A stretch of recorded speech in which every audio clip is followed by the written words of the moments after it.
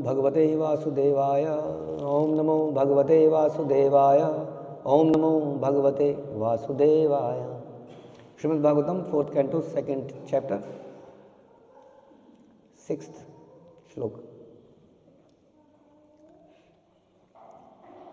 तो आपने इससे पहले सुना कि दक्ष प्रजापति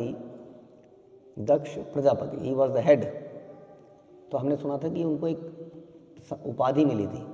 तो उपाधि मिलने पर क्या होता है? उपाधि मिलने पर दिमाग खराब हो जाता है। हाँ, कांग्रीगेशन लीडर, ये तो हमने खुद देखा। हमने जब प्रचार शुरू किया, हमने कुछ लोगों को क्लासेस देनी शुरू करी, वो लोग ही बदल गए। क्लास लेते लेते उन स्वभाव बदल गया, सब कुछ बदल गया, आदमी बदल गया, आदमी चला भी गया।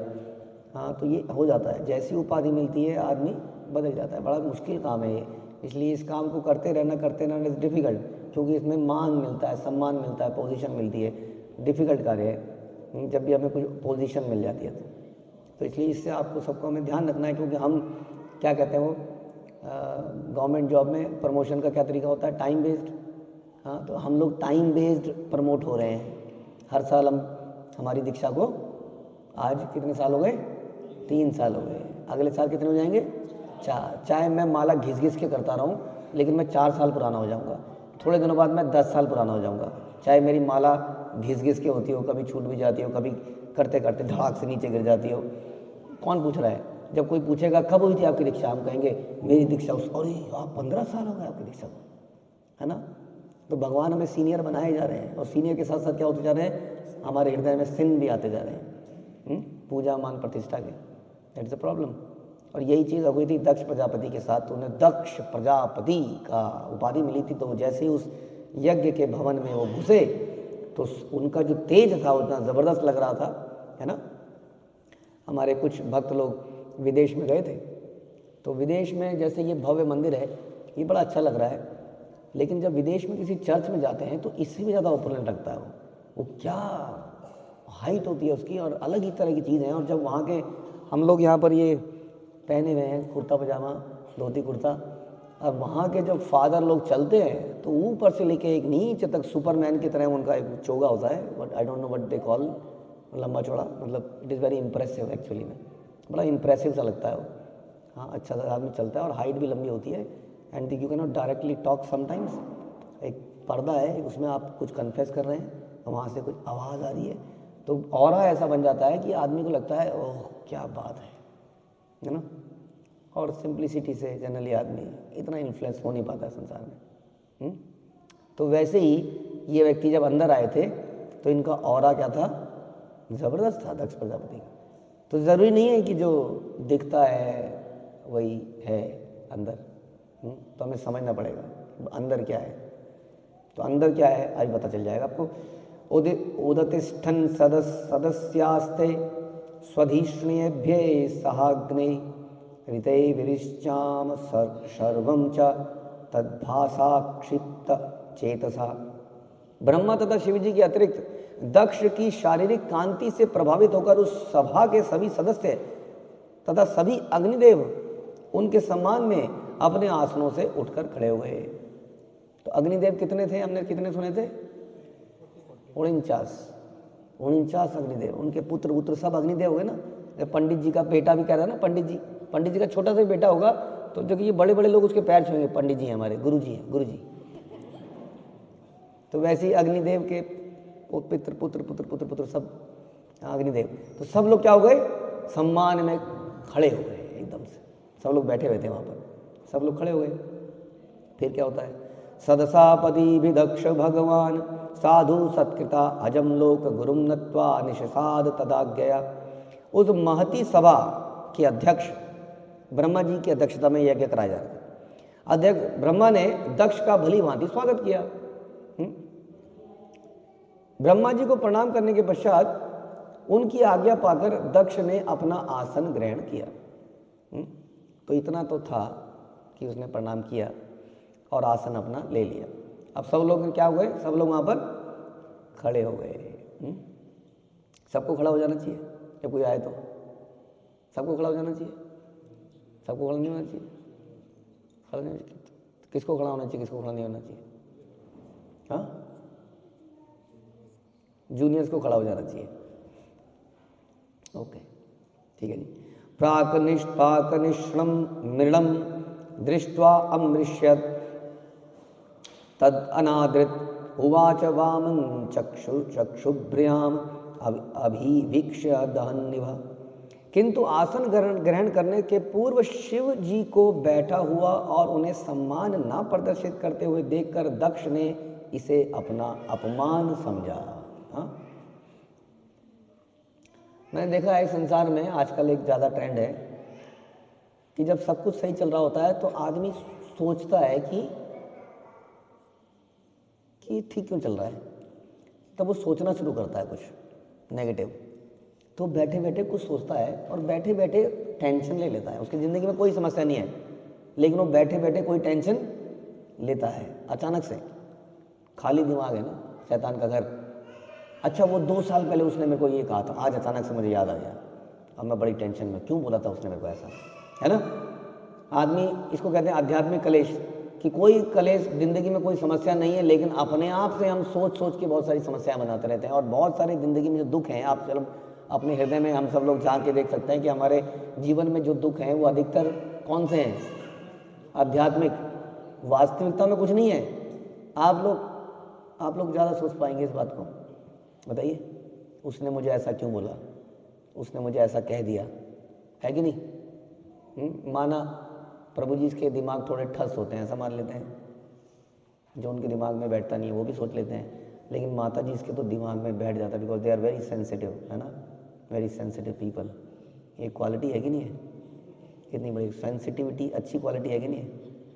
हल्का सा किसी ने बोल दिया I am very sensitive person, you know, मेरे से नहीं होता है। सेंसिटिव नहीं है, स्वयं के सम्मान के प्रति बड़े सेंसिटिव हैं। वास्तव में सेंसिटिव होना चाहिए दूसरे के सम्मान के लिए, लेकिन स्वयं के लिए हम बड़े सेंसिटिव बन जाते हैं, और किसी ने अगर बोल दिया तो हम बड़े परेशान हो जाते हैं, और फिर इसी कारण से हमें कई सारी बीमारियां हो जाती हैं। इससे अच्छा है मूर्ख हो जाना। मूर्ख आदमी है ना, वो पता ही नहीं, हंसता रहता है कोई उसने मजाक उड़ाया, उसका ही मजाक उड़ाया, वो कहेगा ये आदमी तो बहुत बढ़िया आदमी है वो। हाँ, ऐसा मूर्ख होना बढ़िया है वास्तव में। जो आदमी अपने ऊपर हंस पाए उससे बढ़िया कौन है। मेरा नाम जोकर, मैं अपने ऊपर ही हंसता हूँ। हाँ, इसलिए जोकर संसार में बड़ा प्रिय है। हाँ, इसलिए वो मूवी बनी थी इतनी बढ़िया, जो सबको हंसाता है, हंसाने वाला वो जोकर। उसके जीवन में भी दुख है, लेकिन वो फिर भी दूसरे को हंसा रहा है। तो ये तो बढ़िया आदमी है। इतना ज़्यादा सेंसिटिव बन के लाभ क्या मिला, है ना। तो ऐसे ही यहाँ पर इन्होंने अपना अपमान समझा।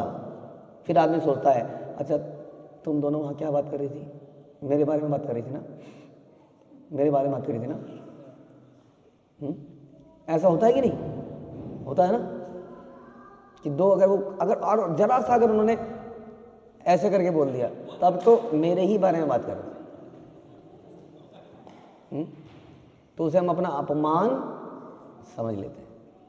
जैसे संसार में ये सिखाया जाता है कि जैसे कि आप लोग यहाँ बैठे हैं, माना अब एक बैठा है मराठियन, 2 बैठे हैं पंजाबी। अब उन्होंने कुछ पंजाबी में बोल दिया, अब हो गया काम। इस सोचेगा इसने तो मेरे बारे में ही बोला है। या 2 तमिलियन ने तमिल में बोल दिया और आप हैं हिंदी भाषी, तो गाली दे रहा है मेरे को, वो अपने मन गाली देना शुरू कर देगा। अब वो लैंग्वेज ऐसी थी, उसको लग रहा है गाली दे रहे हैं, अब वो स्वभाव से बोल रहे हैं माना। अब क्वेश्चन ये है कि माना बोल भी रहे हैं आपके बारे में, तो भी उससे क्या फ़र्क पड़ता है। पहली बात तो ये, क्या आप किसी के मुंह को बंद कर सकते हैं कभी भी? हाँ, कर सकते हैं। तो किस किस का मुंह बंद करेंगे हम दुनिया में, बताइए। अक्सर लोग कहते हैं ना, इसने मुझे ये कह दिया, इसने मुझे, किस किस का मुंह बंद कर पाओगे आप? ये अर्ली एज में सीख जाना चाहिए। लोग बहुत मजाक उड़ाएंगे, लोग बहुत कुछ बोलेंगे, सुनाएंगे। तो यहाँ पर ये अच्छा खासा आदमी है, इसका धंधा बिजनेस सब चल रहा है, बच्चे बच्चे सब कुछ हैं, इसको प्रॉब्लम क्या है इसके जीवन में, और देखेंगे कितना बड़ा अनर्थ हो जाएगा बेमतलब में। कुछ प्रॉब्लम थी इसके जीवन में जिसके लिए ब्रह्मा जी उसको सम्मान कर रहे हैं, बताइए। और किसका सम्मान चाहिए उसको? ब्रह्मा जी ने सम्मान कर दिया, लेकिन इसको क्या लगा, ये शिव जी खड़े क्यों नहीं हुए, इन्होंने निश्चित रूप से मुझे नेग्लेक्ट किया है, इन्होंने मुझे इग्नोर किया है, इस प्रकार से। तो उसको अपना अपमान समझ लिया। तो उस वक्त, उस समय दक्ष अत्यंत क्रुद्ध हो गया उसकी आंखें जल रही थी। उसने शिव के विरुद्ध अत्यंत कटु शब्द बोलना प्रारंभ कर दिया। ये होता है तो इंद्रियां, ये जो गुस्सा है, क्रोध, ये मन से सीधा कहाँ पहुँचता है? इंद्रियों पे पहुँचता है और हाथ पैरों पे पहुँचता है उसके बाद। तो इसको प्रारंभ में ही कंट्रोल करना आवश्यक है, वरना समस्या हो जाती है। समझ में आ रहा है? ध्यायते विषयानुपुंसा संगस्तेषु उपजायते। आगे क्रोध अभिजायते, आया ना क्रोध। तो क्रोध का पहली प्रॉब्लम कहाँ से स्टार्ट होता है? ध्यायते, चिंतन किया, इसने मेरा अपमान किया, ये मेरे सम्मान में खड़ा नहीं हुआ, इसने मेरे साथ ये किया था। जब मैं नई नई बहू बन के आई थी तो मुझे पता है, मेरे अक्सर मेरे को ये तो बातें तो कई बहुएं बोलती हैं कि जब हम आए थे ना प्रभु जी, बहुत सताया गया था हमें। हाँ, और अब जो है हमारी भी बारी आएगी एकदम। इस प्रकार से हम कई बार सोचते हैं, तो हम वो सारी बातें याद रखते हैं, जबकि हमने फिलॉसफी कई बार सुन रखी है। क्या सुन रखी है? हमेशा याद रखो कि हमने क्या गलत किया है, और हमेशा भूल जाओ कि हाँ, तो ये बढ़िया बात होगी। ये तो ये फिलॉसफी मुश्किल नहीं है। अगर ये फिलॉसफी अपनाएंगे तो हमारे साथ ये नहीं होगा जो दक्ष के साथ यहाँ होने वाला है। ध्यान रखिए, ये समझ लीजिए। हमेशा अमाननीय मान देना, ये हमारी परंपरा का बेसिक मूड है। क्या है? अमाननीय मान देना, यानी कि हमारा तो कोई मान करे ना करे, लेकिन दूसरे को मान देना। हमारा मान करे तो दूसरे को मान करने में क्या है, लेकिन कोई हमारा अपमान करे और उसके बाद उसको मान दिया जाए, ये पॉसिबल है हमारे लिए? मुश्किल काम है कि नहीं है? बताइए, क्या लगता है आप लोगों को? तो यहाँ पर क्या हुआ कि बड़ा कटु शब्द उन्होंने बोलने शुरू किए। श्रूयताम बर्हिषयो में सहदेवा सहाग्न्यः साधुनाम ब्रवतो मृतम नाज्ञानात्र न मत्सरात्। हे समस्त उपस्थित ऋषियों, ब्राह्मणों तथा अग्निदेवों, ध्यान पूर्वक सुनो, क्योंकि मैं श्री भगवान का गुणगान करने जा रहा हूँ, इसलिए ध्यान पूर्वक सुनो। हाँ, क्योंकि मैं शिष्टाचार के विषय में बोलना चाह रहा हूँ। मैं बताना चाह रहा हूँ कि मेरे प्रति शिष्टाचार कैसे करना चाहिए आपको। मैं किसी अज्ञानता या ईर्ष्या से नहीं कह रहा। ये मत सोचना प्रभु जी कि मैं गुस्से में हूँ। ऐसा भी बोलते हैं लोग, ऐसा सुना होगा आपने। हाँ, पूरा गुस्से में है, सांस उखड़ रही है। अभी आप गुस्से में हैं, मैं गुस्से में नहीं हूँ, गुस्से में नहीं हूँ मैं, ऐसा हुआ था, ऐसा हुआ था। अरे आप थोड़ी देर रुक जाइए, बात नहीं। आपको ईर्ष्या हो रही है। एक बार मैंने ऐसे किसी को बोल ही दिया था कि आप ईर्ष्यावश, क्योंकि हम भी नादान है ना, कई बार मुंह से फट से बोल ही देते हैं जो दिख रहा होता है। हमें भी घुमा घुमा के बोलना चाहिए, क्या करें, हमें पता नहीं था ऐसा हो जाता। मैंने बोल दिया, आप ईर्ष्यावश बोल रहे हैं। ओह, उसके बाद तो आधे घंटे तक कुछ चलता रहा। आपने ऐसे कैसे कह दिया? ईर्ष्यावश, ईर्ष्या है मुझे, ऐसा हुआ था मेरे साथ, ये हुआ था मेरे साथ, वो हुआ था मेरे साथ। तो वैसे ही एग्जैक्टली यही यहाँ कह रहा है कि मैं ईर्ष्या से थोड़ी बोल रहा हूँ, मैं तो शिष्टाचार के नियम बता रहा हूँ। शिष्टाचार का नियम ये क्या है? शिष्टाचार का नियम है, कोई व्यक्ति वैष्णव है तो वैष्णव को सम्मान मिलना चाहिए कि नहीं मिलना चाहिए? हाँ, तो अगर मुझे सम्मान ना मिले तो मुझे बोलना नहीं चाहिए, क्योंकि मैं वैष्णव हूँ तो क्यों नहीं बोलना चाहिए मुझे? जैसे हम आ रहे हैं गुरुकुल के अंदर और गुरुकुल की सीढ़ी चढ़ रहे हैं, तो एक आध जो हमारे बालक प्रभु जी हैं वो इधर उधर को देख के उधर को निकाले, कितनी बार आता रहता है बिल्डिंग में, प्रणाम ही करते रहे क्या? हाँ, जब देखो बिल्डिंग में आते रहते हैं, कितनी बार प्रणाम करें? निकल लो यहाँ से। हाँ, और हम कहें जी शिष्टाचार के नियम का पालन नहीं आता तुम्हें प्रणाम करना पड़ेगा। ऐसा करना चाहिए? ऐसा नहीं करना चाहिए ना। तो मेरे को आपको नहीं टोकना चाहिए, राइट? क्या टोकना चाहिए? तो फिर मैं भी तो दक्ष जैसा हो गया है। तो रिलेशनशिप पे डिपेंड करता है। हाँ, कई बार सीनियर जूनियर गुरु शिष्य के रिलेशनशिप में गुरु को एक्सपेक्टेशन नहीं है, लेकिन वो जानता है ये कहाँ जाए, खड्डे में गिरेगा अगर इसको इतना ही नहीं, इसके जीवन में इतना ही समझ में नहीं आएगा इसको कि प्रणाम करना है, और कुछ नहीं है। लेकिन उनके वचन इस प्रकार से नहीं होते जैसे कि आगे होने वाले हैं। अरे बंदर की टोपी पहनने वाले, हाँ क्या था तू, मैं जानता हूँ तेरे को, टोपी उतारने की जरूरत नहीं है। क्या था तू, मैं तेरे को जानता हूँ, आज तेरे को इतनी तमीज नहीं है कि प्रणाम करा जाए। ऐसे शब्द बोलेगा किसी को? नहीं ना। तो ऐसे कुछ शब्द बोले जाएंगे तो ऐसा कुछ हो जाता है, हमारी इंद्रियां फड़फड़ाने लगती हैं, है कि नहीं? आपा खो जाते हो आप लोग। हाँ, ये तक ध्यान नहीं रखता आपको कि आप किससे बात कर रहे हो। ये तो मैंने झेला है सारी चीज़ें, तो मैं वो बता रहा हूँ कि आपको ये तक पता नहीं है कि आप किससे बात कर रहे हो और किस तरीके से बात कर रहे हो। लेकिन हम शांत बने रहते हैं क्योंकि यही सिखाया गया है। और हमें लगता है उस वक्त कि हम त्रस्त हैं, हमारे साथ अत्याचार किया गया है। हाँ, इसलिए दक्ष कह रहा है कि मैं शिष्टाचार के नियम के बारे में बता रहा हूँ, क्या होना चाहिए। किसके बारे में बता रहे हैं? बट क्या वो आपके जूनियर हैं? शिव जी इनके जूनियर हैं? नहीं है। तो मैं किसी अज्ञानता या ईर्ष्या से, तो मैं मुख्य तौर पे ये बताना चाह रहा हूँ कि जब क्रोध हमारे दिमाग में चढ़ जाता है तो हमें लगता है कि हम क्रोधित नहीं हैं, हमें लगता है कि मैं ही सही हूँ। लेकिन अगर आप थोड़ी देर रुक जाएं तो आपको थोड़ी देर में ही सबको समझ में आ जाएगा। एटलीस्ट ये तो समझ में आ जाएगा कि इन सब का लाभ क्या है, व्हाट इज द बेनिफिट, करना क्या है सबसे, इससे मिलेगा क्या, ये अदालतों से मिलेगा क्या। अक्सर लोग अदालत चाहते हैं मेरे पास आके या किसी सीनियर के पास जाके, अदालत में ये फैसला कीजिए मेरी गलती नहीं थी। होता है कि नहीं बताइए? सारा फोकस इस बात पे होता है कि नहीं कि मेरी गलती नहीं थी। तो यही यहाँ पर दक्ष प्रजापति करने का प्रयास कर रहे हैं। लेकिन इसके बाद क्या होगा उसके रिजल्ट को सोचिए, इसलिए ये चैप्टर श्रीमद् भागवतम में है। हरे कृष्णा। श्रील प्रभुपाद की जय। ग्रंथराज श्रीमद् भागवतम की जय। ओके।